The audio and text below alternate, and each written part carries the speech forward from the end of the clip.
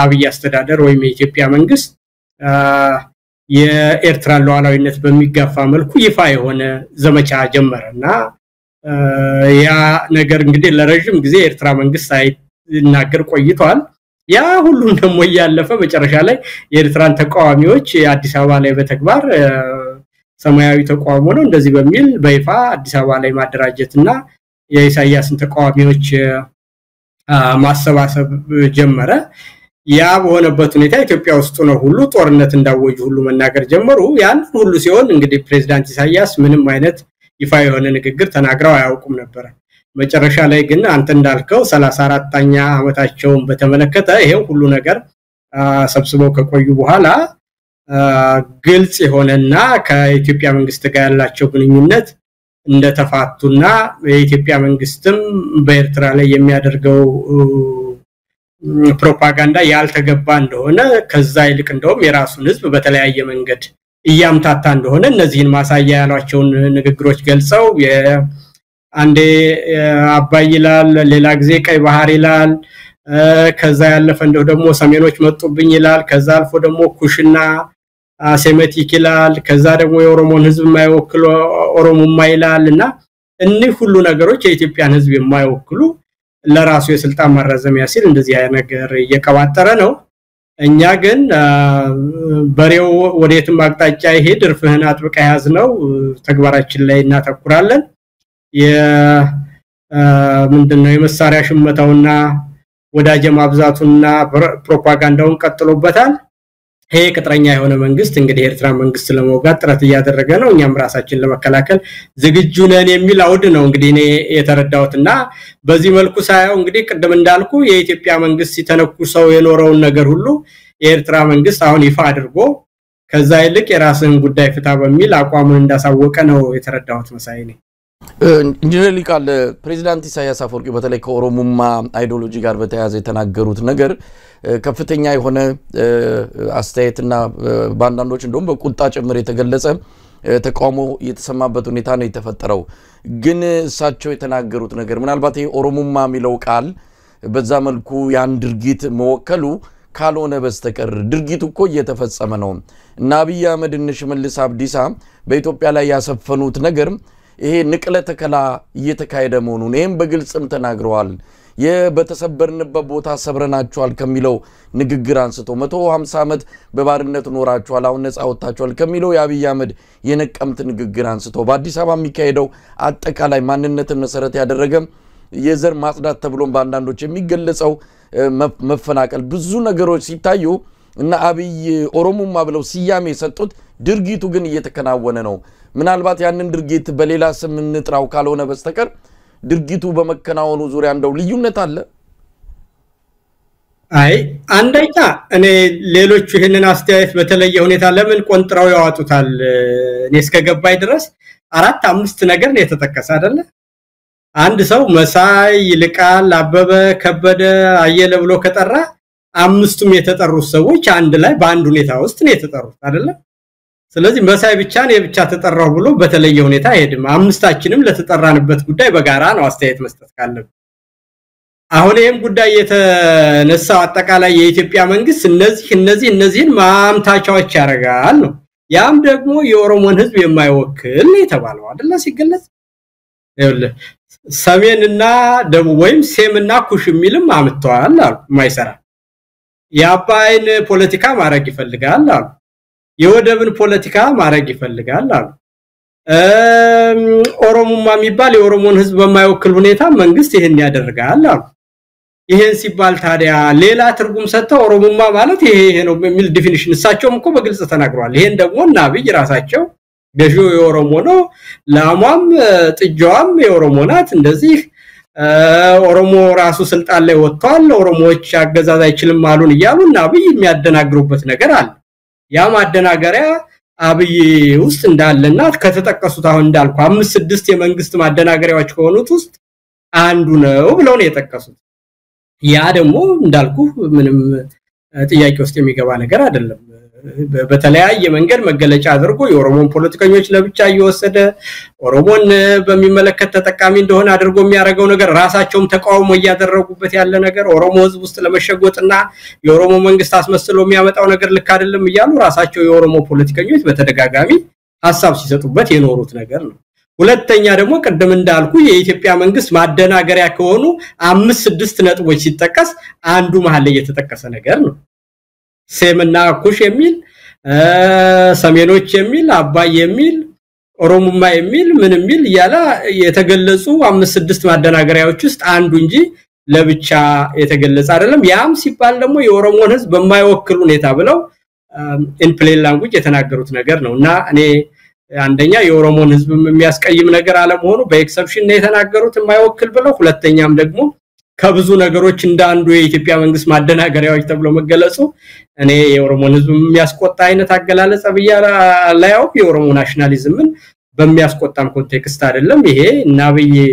የሚፈጥሩት ነገርና ሁሉ ጊዜ ጨፈለቅናቸው ኮንፊውዝ አደረግናቸው ኮንቪንስ አደረግናቸው ምን ያልተባለ ነገር አለና በዛ ደረጃ ግን የኢትዮጵያን መንግስት የማይወክል ብለው መግለጻቸው ይሄ ራሳቸው የኦሮሞ ፖለቲከኞች በተደጋጋሚ ሲገልጹት የኖሩ ነገር ስለሆነ እኔ በውጭ ሀገር መንግስት መገለጹ ካልሆነ በስተቀር ምንም በኔ አይታ አትሊስት የተለየ ነገር አርጌ ከሌሎች ያብይ መገለጫዎች እንዳንዱ ቢገለጽ እኔ ትክክለኛ አገላለጽ ይመስለኛል መሳይ ሌላው ምናልባት ፕሬዝዳንቱ የተናገሩት ያብይና መዳገዛዝ ቅጥረኛ በሚል ነው የገለጹት በደንብ አስምረው እዛ ላይ ምን ያህል የውጭ አጀንዳ አስፈጻሚ ለውጭ ኃይሎች ብሎ ኢትዮጵያን እዚህ መከራ ውስጥ እንደከተተም አንስቷል ሰሞኑን ከሱዳን ግጭት ጋር በተያያዘ ያብይ አህመድ ወኪሎች ሱዳን ፖርት ሱዳን ድረስ ሄደው አልቡርሃንን ሊያናግሩ ፈልገው ነበር አልቡላር ከዚህ በፊትም የአብይ አህመድ አገዛዝ ከማን እንደተሰለፈ ስላወቁ በመጨረሻም በአሸናፊነት ግስጋሴ ላይ ያሉ ወደ አስመራ ጎራ ብለው ለኤርትራ መንግስትና ህዝብ ምስጋና አቅርበዋል ለማንኛውም ቅጥረኛ ብለው ፕሬዝዳንት ኢሳያስ ሲገልጹ ምን ማለታቸው ነው በትክክልስ ይሄ አገዛዝ ቅጥረኛ በሚለው ሊገለጽ የሚችለው ነገር ምን ማሳያዎች አሉት አይ እንግዲህ ይሄ መንግስት እኮ ምንም ከመጀመሪያ ጀምሮ ሲመጣ ጀምሮ ለአሜሪካኖች ምን እንደሆነላችሁ ትፈልጋላችሁ ብሎ ነው ስራ የጀመረው ቢሮ ሲገባ እና ማንንም የጫነው ሁሉ ለመጫን ተፈጥሮ የጀመረ መንግስት ነው ግብጽ ሄዶም እንዳልኩ ወላሂ አልከዳችሁም ብሎ ከተናገረ በኋላ መጀመሪያ እኮ የግብጽና የአረብ ኤሚሬትስ ግንኙነት መልካም በነበረበት ጊዜ የአረብ ኤሚሬትስ ለግብጽ አሸማጋይ ሆና የግድቡን የመሙላት ሂደት ወደ 10 አመት እንዲያራዝመው ተስማምተው ነው አሁን 7 አመት ሆኖታልና ለግብጽ የፈለገውን ነገር በአረብ ኤሚሬት በኩል እንደሰጠ አንድ የአረብ ኤሚሬት ባለስልጣን ያባይ ግድብ የሚሞላበትን የውሃ የመያዝና የመሙላት ጊዜ እንዳራዘበው በይፋ ተናግሮ አርቲክል ተጽፎ እኔ ፌስቡክ ገጽ ላይ አሁን ዲአክቲቬት አድርጌዋለሁ እንጂ ልታገኙት ይችላል የተጻፈ አርቲክል ይሄንን ኮንሴሽን እንደሰጠ ማለት ነው አሁን ጀብደኛው ነው የሚያወራው ነገር ለግብጽ ሁሉ ውሃው የሚሞላበትን ጊዜ ኮንሴሽን ሰጥቷል ያ ማለት ወደዛ የሚፈሰውን ውሃ አፌክት በማያደርግ መልኩ የውሃ ሙሌቱን አደርጋለሁ ብሎ ለዛ ሁሉ የሰጠ ሰው ነውና እንዲሁም ደግሞ በሁሉም ነገር ውስጥ የአረብ ኤሚሬትን ፍላጎት ለማሟላት ብሎ ሶማሌላንድ ውስጥ የፈጠረው ነገር አሁንም ያለው ልዩ እና ያልተገባ ግንኙነት በሱዳን ጦርነት ውስጥ ቀደም እንዳልኩም ያኛውን ራፒድ ሰፖርት ፎርስ የሚባለውን በይፋ ደግፎ የሚያደርጋቸው ነገሮች ሁሉ አሉ አሁንም ደግሞ ጊዜና ሁኔታውን ባልጠበቀ ሁኔታ ራሳቸው ወደ ፕሮቴክሽኒስት መንግስት እየፈጠሩ ባለበት ጊዜ ራሳቸው መንግስታትና የዓለም የንግድ ስርዓት ሁሉ ዓለም የንግድ ማህበርን ሁኔታ በማይመጥን መልኩ እየተንቀሳቀሱ ባሉበትና ናሽናል ኢንተረስትን አስቀድመው ዓለም አቀፍ የንግድ ህግን ሁሉ ትተው ከተባበሩት መንግስታትን ከተመሰረተበት ከሁለተኛው ዓለም ጦርነት በኋላ ያሉትን ተቋሞች ሁሉ አሜሪካኖች ራሳቸው ዋና መስራቾች ትተው በወጡበት ሁኔታና ያንን ስርዓት አናከብርም ብለው በሚተውበት ሁኔታ ግን በጭድ ማውጫው ነው የሚባል በእኛ ተረት ነገሩ ካለቀ በኋላ የአይኤምኤፍ እና የወርልድ ባንክን ስትራክቸራል አድጀስትመንት ፕሮግራም ተቀብሎ ይሄው አገሩን በኑሮ ውድነት የብርን የመግዛት አቅም አዳክሞ ገቢን ማሳደግ ወጪን መቀነስ የብርን የመግዛት አቅም ማዳከም የሚባሉትን ዋና ነገሮች አድርጎ አሁን እንደምታየው በህዝቡን በተለያየ መዋጮና በግብርና በመብራት በውሃ ክፍያ ሳይቀር እንዴት አንቆ ያስቸገረ እንዳለ በሌላው ግን ደግሞ የብር የመግዛት አቅም መዳከም ይሄው ያኪሞችን መሰረታዊ የሆነ የደሞዝ ማሻሻያ ብቻ ሳይሆን በልቶ ለማደር ሁሉ ችግር ሆኖባቸው እንዴት ወደ አደባባይ እንደወጡ ታያለህና እንደዚህ ሁሉ ነገሮች ስታያቸው ያብይ መንግስት ማለት ቀደም ኦፊስ ውስጥ ሲገባ ለአሜሪካኖች ምን ላድርግ ብሎ እንደገባው እነሱ የተውትንና የኢኮኖሚ ሊበራላይዜሽን የሚባለው ነገርና የገበያ ሁኔታን እነሱ ሲተውት እሱ ዘሎ ያችን ብር ለማግኘት ለድሮ መግዣ ብሎ እንዴት እንዳደረገ ያባይን ግድብ የመሞላት ጊዜ እንዴት እንዳራዘመ ሶማሌላንድና ደቡብ ሱዳን ማነው ሱዳን ውስጥ እየገባ እንዴት እንደሚረብሽ በአጠቃላይ ይሄ ስትራክቸራል አድጀስትመንት ፕሮግራም ሁሉ እንዴት እንደመጣና ከሱ በሚያገኘው ካራቢ መሬቱ ሰውዬ ገንዘብ ድሮን እየገዛ የራስን ህዝብ እንዴት እንደሚጨፈጭፍ ይሄ ሁሉ መገለጫዎቹ በአጠቃላይ ያብይን መንግስት ቅጥረኝነት ምናልባትም ፕሬዝዳንት ኢሳያስ ቀለል ባለ ቋንቋ ገልጸውት ካልሆነ በስተቀር እኛ የምናውቀውና የለበስነው ውርደት ነው ባብይ በኩል መሳይ እንዳገር እንግዲህ የፕሬዝዳንት ኢሳያስ አፈወርቂን ንግግር ተከትሎ ቀደም ሲል እንደተባለው የኦሮሞ የተለያዩ የፖለቲካ ኃይሎች መግለጫ እስከማውጣት እስከማውገዝ ለአብይ አህመድ እንዲመቸው በሚመስል መልኩ የመሰባሰብን ነገርም ከአብይ ጋር ያለን ልዩነት እንዳለ ሆኖ ነገር ግን እየመጡብን ያለው ተሰባስበው ነው የሚል አብይ አህመድ ቀደም ሲል ሲያቀነቅን የነበረው ሰሜኖች እየመጡብን ነው የሚለው ነገር በደንብ መድረክ ላይ እንዲወጣ ያደረገ እንቅስቃሴ ነበር ነገር ግን ወዲያውኑ ነው የከሰመው ከዚህም ከዛም የተሰባሰቡት ጽንፈኛ ኃይሎችም እንደዚሁ የና አጀንዳ ካራገቡ በኋላ ብዙም ሳይዘልቁበት ተውታል ለማንኛውም ምላሽ የሚመስል ነገር ተሰጥቷል በቀጥታም ባይሆን በተዘዋዋሪ ኢንጂነር አይሻ መሐመድ የመከላከያ ሚኒስትሯ የተናገሩት ነገር በቀጥታ ኤርትራን ስም ሳይጠቀስ ግን ኤርትራ ላይ ያነጣጠረ ምላሽን የሰጡት ለምን አብይ አህመድ በመንግስት ደረጃ ወይም ደግሞ የመንግስት ኮሙኒኬሽን ጉዳዩን በተመለከተ ለምን ይፋዊ መልስ አልሰጠም የሚታወቅ ነገር የለም ግን ኢንጂነር አይሻ ተናግረዋል ሀገር መሆን ያልቻለች እንደ ሀገር መቆሚያ ቃታት ዜጎቿን አፍና ባገኙት አቅጣጫ ከሀገር ለመውጣት የሚተጉባት ሀገር ስለሌላ ለማውራት ምን ሞራል አላት አይነት ነገር በሚመስል ምላሽ ሰጥቷል ያጣጣሉበትና ያናናቁበት ሁኔታ ምናልባት ከምን የመነጨው ነው የሚልም ብዙዎቻችን ስንወያይበት ነበር ሰሞኑን ስለፋኖና ስለሌላው ኢትዮጵያው ስለሚታገሉት ኃይሎች በካድሬዎቹ የተከፈለው መስዋዕትነት ይከፈል እንጂ አብይ ወደ ኋላ እንዳትል የቀይ ባህርና የወደብ ጉዳይ የህሉና ጉዳይ ነው ዘለክ አልገባህ ያለ ብር ከፍሎ ጧት ማታ በቴሌቪዥኑ በራዲዮ እንግዲህ አሰብን የሞረስ ወይም ቀይ ባህር የመድረስ ነገር የኤርትራን ሉዓላዊ ግዛት አኔክስ የማድረግ ፖሊሲ ነውና ይሄንን በአደባባይ ያብይ መንግስት አንድ ጊዜ አይደለም አመት ሙሉ ሲያወራው የነበረ ነው ከራሱ ጀምሮ ማለት እና ያ ሁሉ ሲሆን ምንም አልተደረገም የኤርትራን ተቃዋሚዎችም ደግሞ በአደባባይ አዲስ አበባ ላይ በይፋ ሲያረግ ነበር እና ይሄ ሁሉ ነገር ካደረገ በኋላ መጨረሻ ላይ ግን የኤርትራ መንግስት ታዲያ ዝም ማለት ነበረበት እንግዲህ ወደብህን ወስዳለው ሲለው ተቃዋሚዎቹን አዲስ አበባ ላይ በይፋ በቴሌቪዥን እየተላለፈ በአደባባይ ያደራጀ ሲልክበት የኤርትራ መንግስት ቢያንስ ይሄንን አድርጓል ብሎ 2 አመት አብይ በዋራበት ጊዜ ውስጥ አንድ ቀን መናገሩ ይሄን ያለም ሊያስቀባጥራቸው እንደቻለ ሊገባኝ አልቻለም ሁለተኛ ነገር የኤርትራ የውስጥ ጉዳይ የራሱ የውስጥ ጉዳይ ነው የራሱን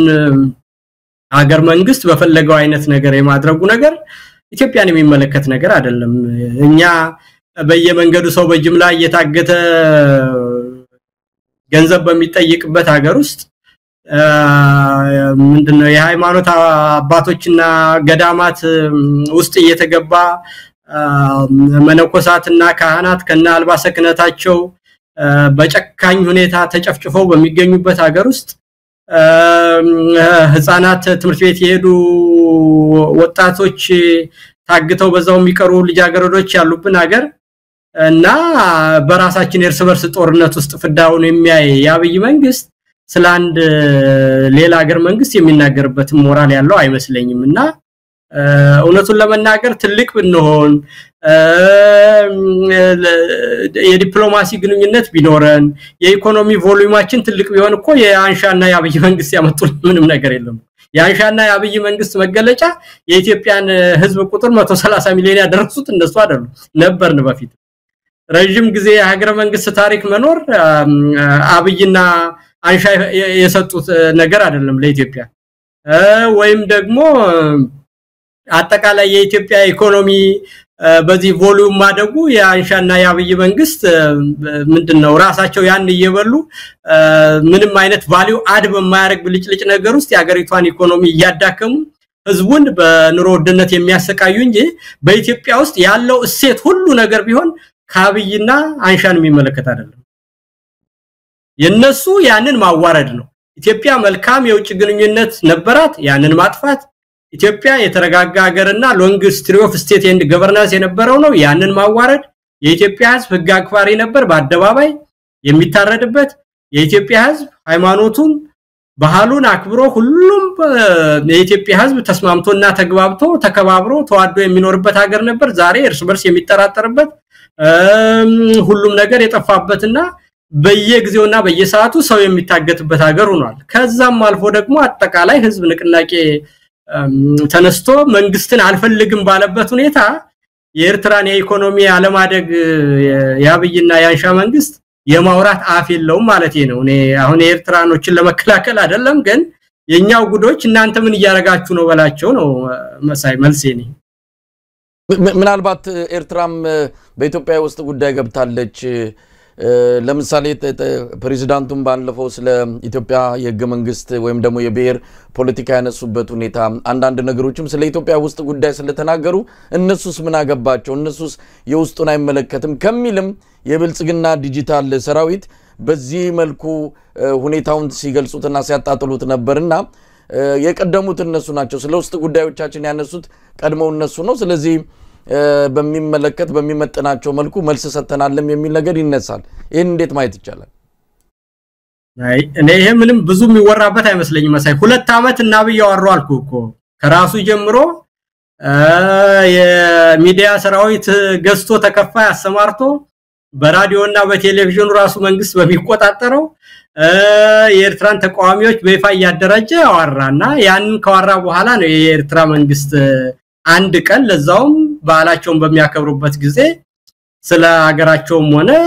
ስለ ጎረቤት ግንኙነታቸውን በተመለከተ የኢትዮጵያ መንግስት ያደረገ ያለውን ነገር አዩና መጀመሪያ የራስን ስራ እኔ ውስጥ አትግባ ህዝብን አታደናግር ብለው መልስ ሰጡ እና ይሄንን በምንም መልኩ ተንኳሹ ፕሮቮክ ያረጋው ፕሬምት ያረጋው የኢትዮጵያ መንግስት ነው ማለት ነው ይሄ ደግሞ በግልጽ የታወቀ ነገር ነው መሳይ ስለዚህ የኤርትራ መንግስት ከዛ በኋላ መልስ ቢሰጥ ለተሰነዘረበት የሚዲያ ዘመቻ ለዛ የፕሮፓጋንዳ ዘመቻ ለዛ መልስ ሰጠ ነው ለኔ የሚገባኝ አትሊስት በማቀውና በሰማውት እንግዲህ ሌላው የቀድሞ የውጭ ጉዳይ ሚኒስትር ዴታ የቀድሞ የኬንያ አምባሳደር ዲና ሙፍቲ በአንድ በውጭ በሚታተም መጽሔት ላይ ጋዜጣ ላይ የሰጡት ቃለ መጠይቅ ወይም ያሰፈሩት ጽሁፍ አለ በዛ ላይ የተናገሩት የኤርትራ ሰራዊት ከኢትዮጵያ እንዲወጣ ዓለም ጫና ማድረግ አለበት የሚል ነው ይሄ እንግዲህ ለመጀመሪያ ጊዜ ነው የኤርትራ ጦር ኢትዮጵያ ውስጥ እንዳለ እንኳን መግለጽ ሳይችል የቀረው የአብይ አህመድ አገዛዝ አሁን ይውጣ የሚል ጫና ዓለም እንዲፈጠር እየጠየቀ ያለው ይሄንን አይተን የአይሻ ንግግርን እንደዚሁም አንዳንድ እንቅስቃሴዎችን አይተን ጦርነቱ አይቀሬ ነው ማለት እንችላለን እሱን እንግዲህ አላቅም እኔ ባብይ ጭንቅላት ውስጥኝ ማሰብ አልችልም በአጠቃላይ የጦርነት እንዴት ይካሄዳል ለምን ይካሄዳል የጦርነቱ ምክንያቶች ምንድናቸው የሚለውን ሳስብ በምንም አይነት በተግባራዊ መለኪያ ወደ ጦርነት የሚያስገባ ነገር የለም ግን ደግሞ በአለም ላይ የተነሱ ጦርነቶች ሁሉ በአንዳንድ ጊዜ የውስጥ ጉዳዩን ወደ ውጭ ለመግፋት ሲፈለግ ሌላም ጊዜ ደግሞ በብዙ ሁኔታ ያበጠ ነገር ይኖርና አንድ ጊዜያዊ ምክንያት ሲኖር አጠቃላይ ጦርነትን የሚያስከትልባቸው ነባራዊ ሁኔታዎች አሉ በታሪክ ውስጥ እነዛ ሁሉ ግን ከስሜት ርቆ ለማየት ብዙ ጊዜ እና ድል የሰጡ ሁኔታዎች ናቸው አብይ ወደዚህ ጦርነት ውስጥ ይገባል የሚል እምነት የለኝም በኔ ውስጡን እርግጠኛ ሆኜ አልችልም ግን ምክንያቱም ኦቨር ኤክስቴንሽን ላንድ መንግስት መውደቂያ እንደሆነ ባይኑ ያየ ይመስለኛል አሁን ኦሮሚያ ውስጥ ጦርነት አለ አማራ ውስጥ ጦርነት አለ የህዝብ ከፍተኛ ቁጣና ብሶት አለ ከህዋት ጋራም እንዲሁ መፋጠጥ ውስጥ አለ ከዛ ደግሞ ተጨማሪ ሌላ ጦርነት ቢል ምናልባትም በማይችለው ሁኔታ የሶቪየት ህብረት መንግስት ወደ ምስራቅ አውሮፓ ያደረገው ከባድ መስፋፋት ወደ አፍሪካም እና ወደ ኤሽያም ወደ ሚድል ኢስትም ያደረገው ምዕራባውያን ጋርና ከዲሞክራቲክ ኃይሎች ወይም ከካፒታሊስቱ ጋር ያደረገው ግብግብ መጨረሻ ላይ ሁሉንም ነገር አጥቶ እንዲንቆታቆትና በራሱ ጊዜ እንዲወድቅ ያደረገውን ፖሊሲ አብይም ኦቨር ኤክስቴንሽን ራሱን እንዲበላው የኢኮኖሚው የኑሮ ውድነቱ የሙስናው ያገርሱ ጦርነት አልበቃ ብሎ ደግሞ ሌላ ተጨማሪ ጦርነት ልፈልግ ካለ ሳይንቲፊካሊ በመናያቸው ነገሮች ሁሉ እንደዛ አይነት ነገሮችን መንግስትን ከአቅሙ በላይ ወጥረው የሚጥሉ ነገሮች ናቸው እንግዲህ ምናልባት 4 ኪሎ ላይ ፋኖ ከሚይዘኝ ለወደብ ጦርነት ጀምሮ ተሰዋል ባል ብሎ ያንን በታሪክ መልካም አሟሟት ነው ብሎ ካሰበ እንግዲህ እሱን ማየት ይሻላል እንጂ ከዛ ያለፈ ግን አንድም ወደ ጦርነት ለሚያስገባ ያብይ ኢንሴንቲቭ እና ነባራዊ ሁኔታ አይታየኝም መሳይ ምናልባት ኢንጂነር ሊቃል ሰሞኑን አውሮፓ ሄዶ ነበር አንድም የአውሮፓ ጉብኝቱ ምናልባት ከኤርትራ ጋር ለሚነሳው ጦርነት የአውሮፓኑን የዲፕሎማሲ ድጋፍ ለማግኘት ነው የሚልም ነገር በወቅቱ ከጉዞ አላማዎች አንዱ ተደርጎ ሲጠቀስ ነበር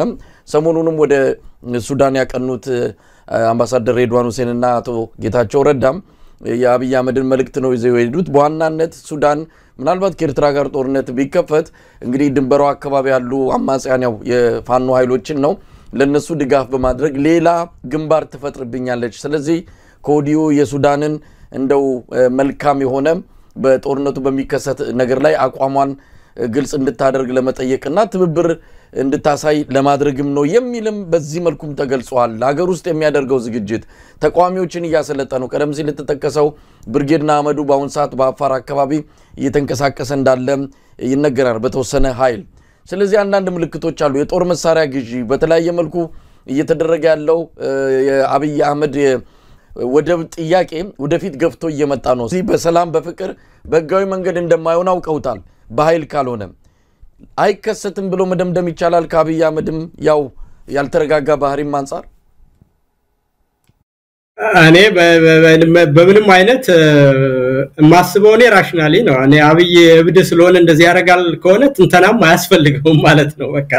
እብድ ነው ያረጋል ብሎ መተንበይ ነው ግን እኔ በየትኛው ሁኔታ ውስጥ በአለም ላይም በተደረገ ሁኔታ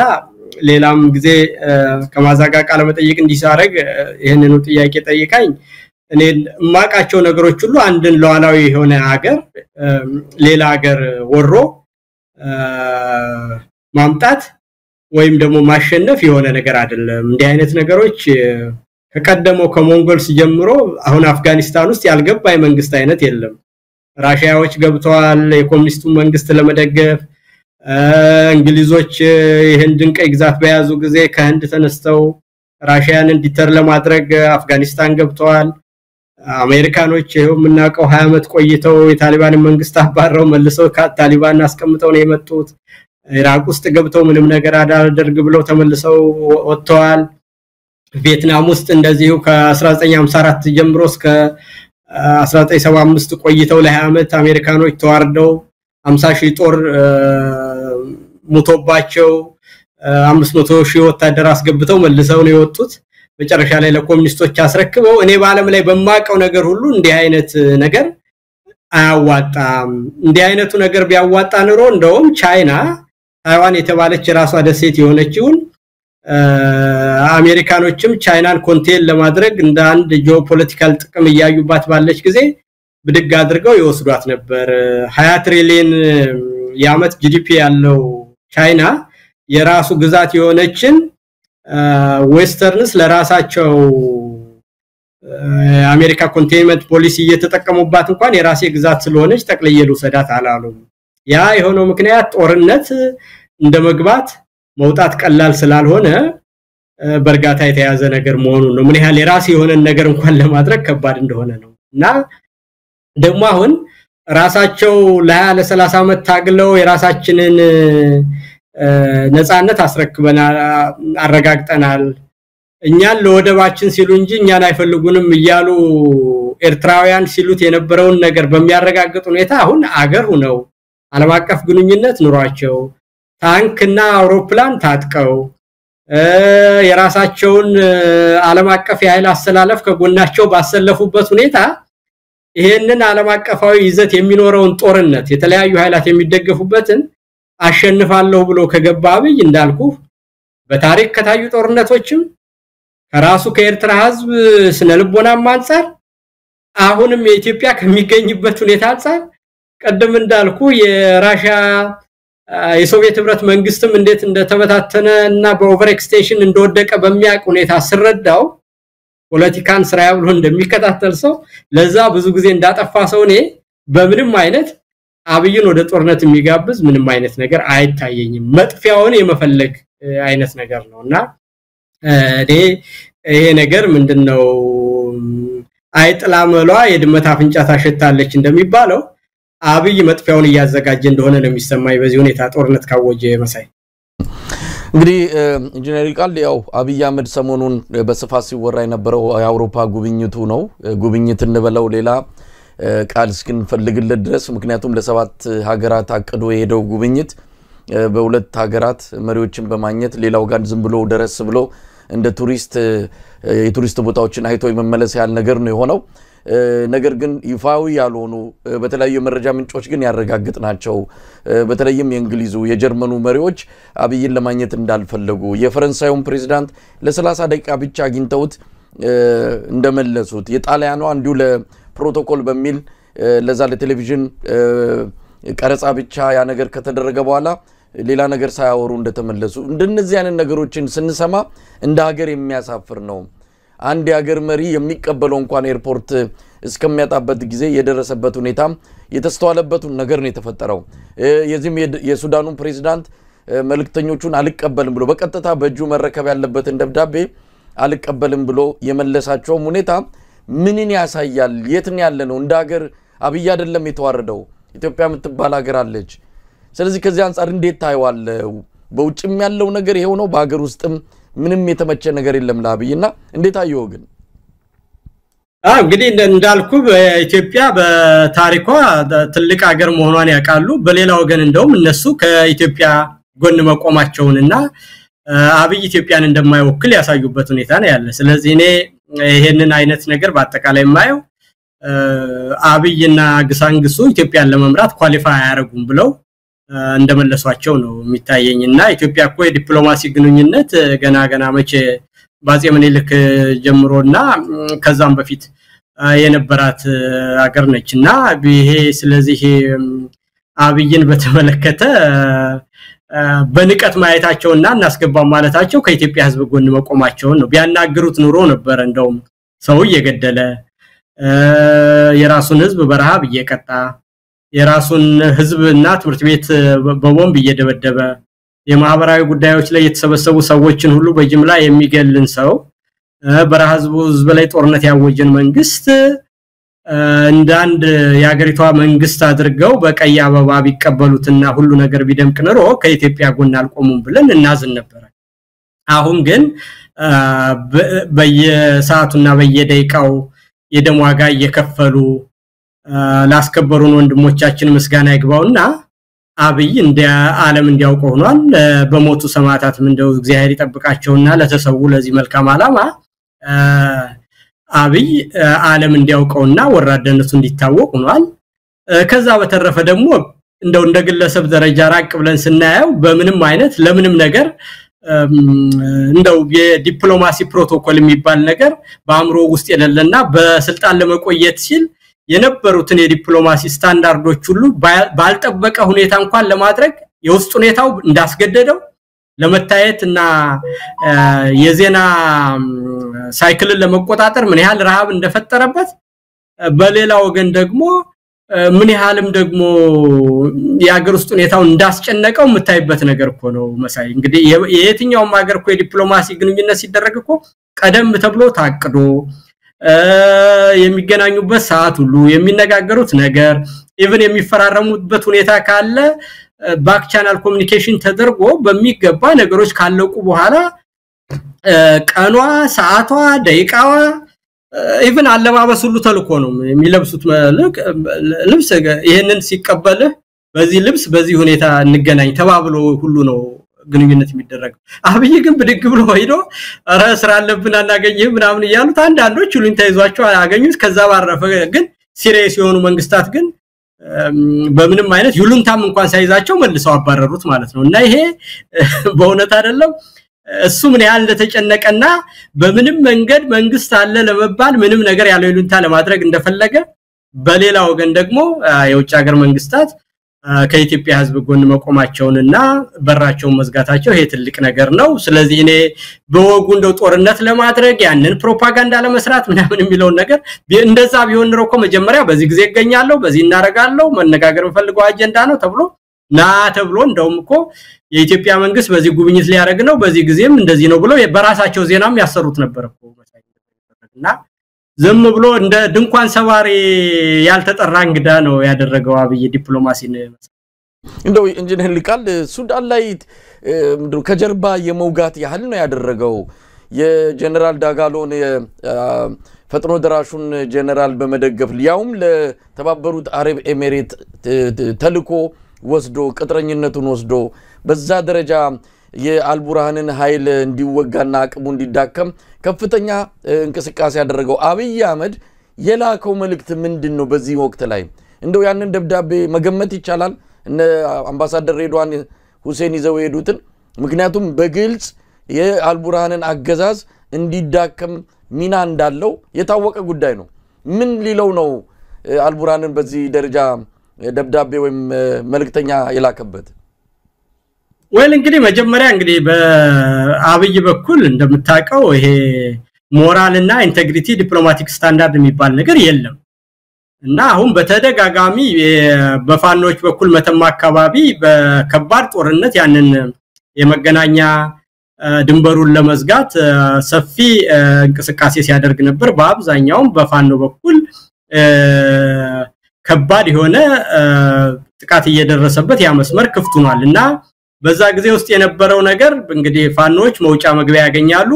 መሳሪያም ለማስገባት እድል ያገኛሉ የሚል ወሬ ነበር አሁን ግን የአልቡርሃን መንግስት የበለጠ ያሸነፈ አድቫንስ ሊሆነ እሱ የሚደግፈው ደግሞ የሃልሚቲ የሚባሉት ጀነራል ራፒድ ሰፖርት ፎርስ የሚባለው በበለጠ እየተገፋና የኃይል ብልጫ እየተወሰደበት ሲመጣ እዛ ውስጥ ደግሞ የኤርትራ መንግስትም በይፋ የአልቡርሃን መንግስት ይደግፋል ስለተባለ እንግዲህ ሱዳንን ምናልባት ተቃዋሚዎች መግቢያና መውጫ እንዲያገኙ ያደርጋል የኤርትራ መንግስት በዛ በኩል ተቃዋሚዎችን ሊደግፍብኝ ይችላል ስለዚህ አይኔን በጨዋጥቤም ቢሆን እንደው ባክል በለውና ለዛ ደግሞ ኢንሴንቲቭ አረብ ኤሚሬትስ ያው ፔትሮ ዶላር ስላላቸው ብር ይሰጡሃል ያንተን ተቃዋሚ የሚደግፉት እነሱ ስለነበሩ እሱን እንዳይደግፉ ካንተ ጋር እንዲቆሙ አደርጋለሁ እኔን ደግሞ የኔን ተቃዋሚዎች በዚህ በኩል እንዳይደገፍብኝ ኤርትራም በኩል እኔን ለማጥፋት ለሚያደርገው እንትን ባካት ተባበርብኝ እና እንግዲህ ያኛውን ሰውዬ በአንድ ጊዜ ካደው ማለት ነው በሌላ አነጋገር እንግዲህ የራፒድ ሰፖርት ፎርስ መሪውን ጀነራል ካደው ኤርትራንም ካደ አሁን ግን ዙሮ ደግሞ አልቡርሃንን እንደገና ለሌላ ነገር ፈለገው ማለት ነውና ያብይ ስራ ይሄው ነው ግን ይሄ ሁሉ ነገር ምን ያሳያል ካልከኝ ዲፕሎማሲ ታስቦ ነው የሚሰራው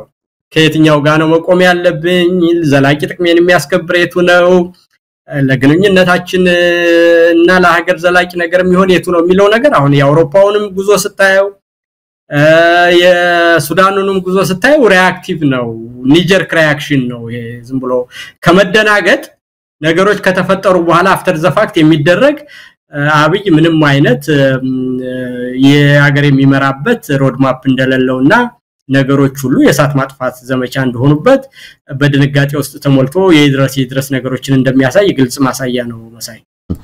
በቅርቡ ቃለ መጠይቅ ያደረኩለት የአማራ ፋኖ ብሔራዊ ኃይል የማዕከላዊ ኮማንድ አመራር አባል አርበኛ አስረስ ዳምጤ ምስራቅ አፍሪካ አብይ ላይ መተባበር አለበት አብይን ለማስወገድ የምስራቅ አፍሪካ ሀገራት መተባበር አለባቸው እስከ ማለት እስከዛ ጥግ ድረስ የፋኖ አቋም ወይም ደግሞ ሐሳብ ሊመስል በሚችል መልኩ ገልጿልና አስረስ ይሄ ምን ያህል የሚያስማማ ሐሳብ ነው በርግጥም ምስራቅ አፍሪካ ላይ በጥባጭና ረባሽ ሆነው አብይ አህመድ ነው ከየትኛውም የቀጠናው ሀገራት ጋር በአሁን ሰዓት ስምምነት የለውም ከኬንያም ጋር ቢሆን ካንጀት በላይ የሆነ ስምምነት እንጂ ሌላ የጠበቀ ግንኙነትም የለውም ሀገሪቱን እንዳለ ዙሪያዋን በጎረቤት ሀገራት ጥላቻ እንዲኖርባት ያደረገ ሰው ነውና ቢተባበሩ ምስራቅ አፍሪካ ላይ እንደው ትንሽ ፎይታ ይገኛል ምን ጥያቄ አለው አንደኛ መተባበርም ግዴታቸው ነው ይሄ አንድ አሁን ማናው አስረስ ተናገረ ላልከው ነገር ትክክል ነው እሱ እንግዲህ አንድ የፖለቲካና የሚሊተሪ ኃይል ይዘው ንቅናቄ ፈጥረው በህዝብ በኩል አግባብ ያለው ጥያቄ ይዞ እየታገለ ያለ አንድ ከፍተኛ አመራር ነው ስለዚህ እሱ የሀገር ውስጡንም ፖለቲካ መልካስ ይዞ ኃላፊነት ለመውሰድና መንግስትን አስወግዶ ሌላ አይነት ኢትዮጵያውያንን ሁሉ የሚመለከት መንግስትን መሰረታለን ብሎ ከታገለ ይሄ መንግስት ደግሞ ወደፊት ለሚሆነው ነገር ሁሉ ግንኙነቱን አንደኛ ለውጡን ለማፋጠንም ሁለተኛ ወደፊት ለቀጠናውም ዘላቂ ሰላምና የኢኮኖሚ ትስስርም የፖለቲካም የማህበራዊ ትስስርም ቢሆን የሚመቸውን ነገር ማድረግ አንድ ኃላፊነት የሚሰማው የፖለቲካና የወታደራዊ ኃይል ያደርገው የሚችለውን ነገር ነው ስለዚህ አሁን እንደተባለው ነገሩ ቀጥሏል በየትኛውም ሁኔታ ውስጥ ይሄ መንግስት አገር ውስጥ ያለውን ነገር ቀደም በተነጋገርነው መሰረት በማህበራዊም በፖለቲካዊም በጸጥታም አጠቃላይ ያገሪቷን በኢኮኖሚም አስቸጋሪ ሁኔታ ውስጥ ከቷታል የህዝብ ለህዝብ ግንኙነቱን ሁሉ በጣጥሶታል ራሱ ለመኖር ሲል አንዱን ካንዱ የህብረተሰብ ክፍል ያጋጨ ሰላም መንሳትና ህዝብን ማዋከብ ዋና የስልጣን መኖሪያ ዘዴ አድርጎታል ያ ደግሞ አገርንም ሆነ ቀጠናውን ተያይዞ ወደ መጥፋት ያደረሰ ስለሆነ ያገር ውስጥ ኃይሎችን መተባበር አለባቸው ኢትዮጵያ ውስጥም የሚደረግ አዎንታዊ መልኩ ለቀጠናው መረጋጋትና ሰላም ትልቅ አስተዋጽኦ ታሪካዊ ሀገር እንደሆነች ሁሉ የሚመጣው ኢትዮጵያ ውስጥ የሚፈጠረው ችግር 130 ሚሊዮን ህዝብ ያለበት ሀገር ትልቅ የኢኮኖሚ ቮሉም ያለው ሀገር የዲፕሎማሲ መቀመጫ የሆነና የአፍሪካ ህብረት መቀመጫ የሆነ የነጻነት ተምሳሌ አድርገው ብዙ አፍሪካውያን ነጻ ለመውጣት የኢትዮጵያን አርማ ምልክት አድርገው የታገሉባት ሀገር ችግር ውስጥ ሲገባ ቀጠናውም ችግር ውስጥ ይገባል እነሱም ችግር ውስጥ ይገባሉ ስለዚህ ለኢትዮጵያ ሰላምና መረጋጋት ዘላቂ የሆነውን ነገር ለማድረግ ለራሳቸውም ብለው እንዲሁም ደግሞ ከኢትዮጵያ መጥፎነት የሚመጣ ነገር ሀገራቸውንና አካባቢያቸውን ሁሉ እንዳያምሰባቸው ቢያንስ በስደተኛ መጥለቅለቅ ይመጣባቸዋል ሌላ ነገር ሳይሆን 130 ሚሊዮን ህዝብ ያለው ሀገር ችግር ውስጥ ሲገባ ስለዚህ እነዚህ አካላት እንደተባለው መተባበር አለባቸው ያን ትብብራቸውንም አጠናክረው መቀጠል አለባቸው ምናልባትም አብይም የተደናገጠው እንግዲህ እንዳልኩ ከሆነ በኋላ ስለሆነ እሱ የሚደነብርና የሚነቃ አንዳንድ የመተባበር ምልክቶችና ነገሮችም አሉ ብሎ እንደሰጋና በሱ ወዳጅ በሆኑ ሚዲያዎች ሁሉ ሲያስወራ እንደነበረ አንተም እኔም ያው ምናቀው ነገር ነው አንዴ ኤርትራውያኖች ጋራ ፋኖች ግንኙነት አላቸው ይላል ፋኖች ከሱዳን ጋር ግንኙነት አላቸው ይላል ኤርትራ ራሱ ቀጥታ ከሱዳን ጋር ግንኙነት አለው ይላልና ይሄ ነገር ሁሉ የኢንሰርክልመንት ነው ታነቁ ጉሮሮን ብሎ ስላሰበ ምናልባት እንግዲህ ያነቀኝን ነገር ገመድ አላሉልኝ የሚል መልእክት ያለው ይመስላል ግን እንዳልኩ ከመተባበሩ ውጭ ምርጫ የለም ለዛም ደግሞ ጠንክሮ መስራት ያስፈልጋል ለምሳሌ ኢንጂነር ቃል ወደ ሌሎች እስቲ ጉዳዮች እንሂድና ሰሞኑን የሀገራዊ ምክክር ኮሚሽኑ የፌደራል መስሪያ ቤቶችን አጀንዳ ሲሰበስብ እንደሰነበተ ገልጿል ፌደራል ተቋማት ያው ብልጽግና ነው ብልጽግና ከብልጽግና ጋር መክሮ አጀንዳ ሰብስቦ ለምክክር ኮሚሽኑ አስረክቧል ከነዚህ ከተባሉ ከተጠቀሱት አጀንዳዎች ጎላ ብሎ የሚወጡትን ነው ለምሳሌ በመከላከያ ሚኒስቴር ተወካይ በኩል የቀረበ አጀንዳ አለ እውነት ለመናገር ሲሰሙት ለጆሮ በጣም የሚመች አጀንዳ ነው በተግባር ይቀየራል ሌላ ጉዳይ ነው በተለይም ደግሞ የብሔር ፖለቲካ መቅረት አለበት በብሔር የተደራጁ የፖለቲካ መዋቅሮች መፍረስ አለባቸው መከላከያው በብሔር ምክንያት ብዙ ችግር እንደደረሰበት የተከሱበት ሁኔታ በርግጥም የመከላከያው ብቻ ሳይሆን የሀገሪቱ አጠቃላይ ህመም እንደሆነ የሚያሳይ ነው ከዚህ በተጨማሪም ፕሬዝዳንታዊ የሆነ የመንግስት መዋቅር እንዲኖር ሐሳብ መቅረቡን በሰንደቅ ዓላማም ዙሪያ እንደዚሁ የተለያዩ ለውጦች ሊኖሩ እንዲችሉ የራሱን ፍላጎት ብልጽግና ያንጸባረቀበት ህገ መንግስቱንም በተመለከተ ማሻሻል እንደሚቻል ብዙ ነገሮች ተነስተዋል የማይነኩም ይመስሉ ግን ደግሞ በዚህ ወቅት ላይ ሰው መስማት ቢችል ብለው የመረጧቸውን አጀንዳዎች እንደ ብልጽግና ፍላጎቶች ተደርገው ወደ ምክክር ኮሚሽኑ በአጀንዳነት ቀርበዋል እንዴት አየኸው የሆነ ነገር ይሸታል ይሄ ምክክር ኮሚሽኑ ለምን ተመሰረተ ብለን ከመነሻ ጀምሮ ስንቃወመው የነበረውን ነገር አሁን ብልጽግና ፊት ለፊት ያወጣ ነው ፕሬዝዳንታዊ ከዚህ በኋላ የኢትዮጵያ መንግስታዊ መዋቅር ፕሬዚደንሻል ይሆናል አብይ አህመድ ለሚቀጥሉት 2-3 ተርሞች ስዩመ ከእግዚአብሔር የተሰየመ መሪ ሆኖ ቤተ መንግስት የሚከርምበት ሁኔታ ነው የሚፈጠረው የሚል ነገር እናነሳ ነበር ያንን የሚያረጋግጡ ነገሮች ያያየን ነው ግን በአጠቃላይ እንዴት ተከታተልከው አንደኛ አረጋግጥም የሚያረጋግጥበት እንትና ጊዜ አልፏል ያ ጊዜ አልፏል ከማደናገሪያነት አልፎ አሁን ያብይ የፖለቲካ ሽፋን ሰጪ እንደሆነ ይሄ ምክክር ኮሚሽን የሚባለው በአደባባይ ሁሉ እየዋሹ እንደነበር አይተናል አሁን ከብልጽግና መረጃ ሰበሰብኩ ተጠሪነቱ ለብልጽግና አይደል እሱ ራሱ መጀመሪያው ከብልጽግና እሱ ለምን ይቀበላል ከሌላው ካልሆነ ብልጽግናማ ራሱ የሾመው ነው እኮ አይደል እንዴ ከብልጽግና ሰብስቦ መጨረሻ ለብልጽግና ነው የሚሰጠው እኮ የሚያስፈጽመው እኮ አብይ ነው ይሄን ነገር መረጃ ሰብስበው ለኛ ለመስጠት ነው ያለና የራሳቸው መረጃ ለእሱ አሳልፈው የሚሰጡት ምንድነው የራሱ ዳኛ አቋቁሞ ምንድነው ዳኛው ደግሞ መጨረሻ ላይ እሱ ያዘዘውን የሚያደርግ እሱ የሾመው ግን ደግሞ ፌደራል ፖሊስ ለአማራ ክልል አቀበለ አማራ ክልል ለኦሮሚያ አቀበለ ኦሮሚያ ለአዲስ አበባ አቀበለ ላዳነች ወደ ፕሮፌሰር ማናቸው መታቸው ከዳ ፕሮፌሰሩ ደግሞ ለአብይ ሰጠው ነው አሁን እስፋኒ ነኩ በጣም ይገርማል እኮ አሁን ይሄ ምንድነው የፌደራል ተቋማት በሙሉ የብልጽግና ናቸው የሀገር ችግርን ለመፍታት የሚደረግ ነገር እነዚህ ተቋማት ምንድነው ያንድ የመንግስት ተቋም አይደሉ እንዴ ራሳቸው እና መንግስት ደግሞ ብልጽግና ነው ራሳቸው የተለያዩ ናቸው ሀገሪቷን የሚያዩበት ነገር እነዚህ ተቋማት የተለያዩ ናቸው ያንድ መንግስት ኦርጋንስ መሆናቸው ቀርቷል ማለት ነው ኢቭን የክልል መንግስታት እኮ ፌዴሬሽኑን ያቋቋሙት በጋራ አብረው ነው የፌደራል መንግስቱ አጠቃላይ የክልሎች ሸርድሉርና ሰርፍሉር ተስማምተው ይሄ ሸርድሉር የሆነው ፌደራል መንግስቱ የክልሎች እንትን ነው ይሄ ምን ለማን ነው የሚሰጠው ነው ማለት የብልጽግና መንግስት ከሆነ የሚመራው የብልጽግና መንግስት መዋቅሮች ደግሞ ኦርጋንስ ኦፍ ዘ ገቨርንመንት ናቸው አንድ አይነት አመለካከት ባላቸው በጋራ ስትራቴጂም ይመሩ ናቸው አገራቸውንም የሚያዩበት መንገድ አንድ ነው በዛ መንገድ የተቋቋሙ ስለሆኑ አንዱ የተለየ ጥያቄ የሚያቀርቡበት ምክንያት ነው doesn't make sense በራሱ ሁለተኛ ነገር የሀገርን ችግር ለመፍታት ዲፈረንት ፐርስፔክቲቭ ካላቸው የተለያዩ ቅራኔ ካላቸው የህብረተሰብ ክፍሎች ቢሆን አትሊስት ሂደቱን እንኳን ሚዛናዊ አይደለም መልስ አይሰጥም ብለን ብንል እንደው ለወጉ ይሆናል እኔ ነፃ ነኝ የምክክር ኮሚሽን ነኝ ግን ከተለያየ ባለድርሻ አካላት ተነጋገሩ እና ኢንተረስት ካላቸው ቢባል አንድ ነገር ነው የመንግስት ተቋማትን ይሄን አደረገ ሲባል ምንድነው ብትለኝ አሁን ከዛስ ይሄ ነገር ለምን ተደረገ የሚለውን ዋና የፖለቲካ ሞቲቭ ምንድነው የሚለው የበለጠ ሴንስ የሚያደርግ ነገር ይሆናል መሳይ እሱ ምንድነው ኢንጂነር ይልቃል